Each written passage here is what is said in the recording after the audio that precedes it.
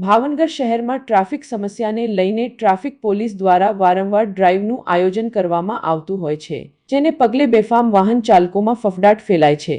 ભાવનગરની traffic police દ્વારા તાજેતરમાં એક ડ્રાઈવનું આયોજન કરવામાં આવ્યું હતું। પોલીસ દ્વારા કરાયેલા ડ્રાઈવને પગલે અનેક વાહન ચાલકો ઝપટે ચડ્યા હતા। લાયસન્સ સહિતના આધાર પુરાવા વગરના વાહન ચાલકો દંડાયા હતા। આ ઉપરાંત લવર મૂછિયા હોય કે બેફામ વાહન ચલાવનારા લોકો ડ્રાઈવ દરમિયાન પોલીસની ઝપટે ચડતા હોય છે। આમ પોલીસની ડ્રાઈવથી અનેક વાહનો ઝપટે ચડ્યા હતા અને દંડ વસૂલવામાં આવ્યો હતો।